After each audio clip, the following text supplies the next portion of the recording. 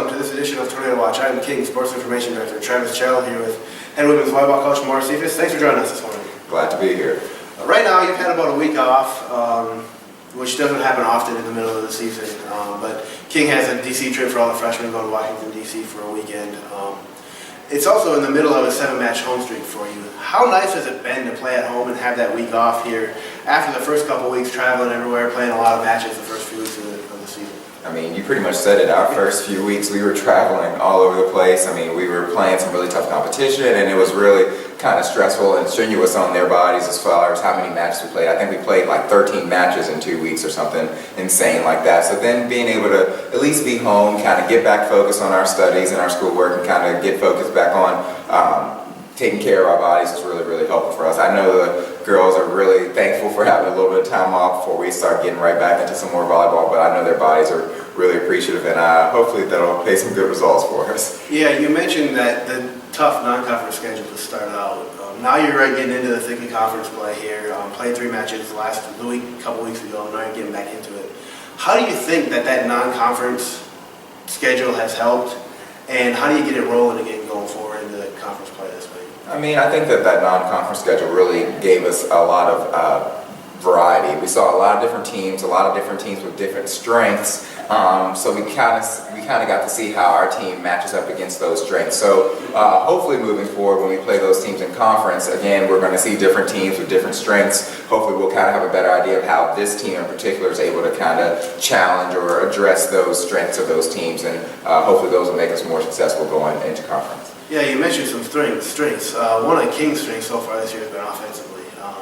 In the last stat rankings that came out last Monday, and in NCAA Division II, they led the country in kills. Second in assists. What do you think is attributed to that, and how do you keep that going? What are some of the keys to success, and how do you keep it going throughout the year?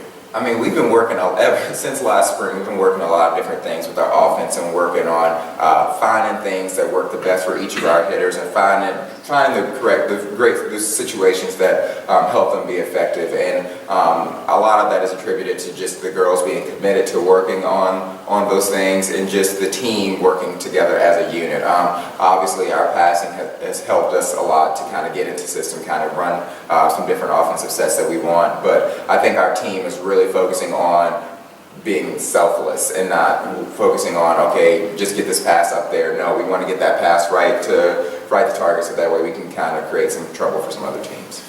Yeah, you mentioned the offensive attack has kind of been spread out a little bit. Summer Kramer and Laura Willoughby kind of lead the attack. Jordan Beatty's in there in the middles. Sarah Collins and Grace Underwood have played well too. But offensively, Summer Kramer led the country in the last stat rankings again in kills, and Laura Willoughby has been efficient as anybody, I would guess, in the country in the last few matches. Can you talk about what they mean to the offense and how they kind of make it go and push everyone else to be to that level? I mean, I think that those girls, they embody being able to lead, and they do that well. I think a lot of them, they kind of take on that mentality that once the ball is out of the passer's hands, there's nothing the passer can do about it. Once the set's out of the setter's hand, there's nothing they can do about it. So they have to fix it regardless of how good or how bad it is. And they really adapt that mindset of, oh, we're going to clean up any kind of mess that our team is in, and they kind of take that burden upon themselves. And I think that's such a great part of them being leaders for our team, is that they lead out and just trying to do the best that they can for the team. They lead out just trying to make a difference offensively from that position. And I think that's something that's really helped them, is that they really try to adopt that mindset and try to do the best that they can with it. Yeah, that's really shown so far this year. Talk about this week a little bit. Get right back into it with 3 matches. First, a non-conference one on Tuesday here at the Student Center against Milligan, regional rival from the NAIA days. And then right back into conference play on Friday. Southern Wesleyan, who's new in the league, and then North Greenville on Saturday, who played before, been in the league a couple years. What are the expectations, and how do you get back into it here coming off of that long break? I think the girls are going to, after they've had a little few days off, they're actually kind of having that itch again to get back on the court. So I think they're ready to play and really just hit the court running. I think that this week, obviously, we want to expect the best for our team. We want to go out there and just do the best that we can, perform the best we can.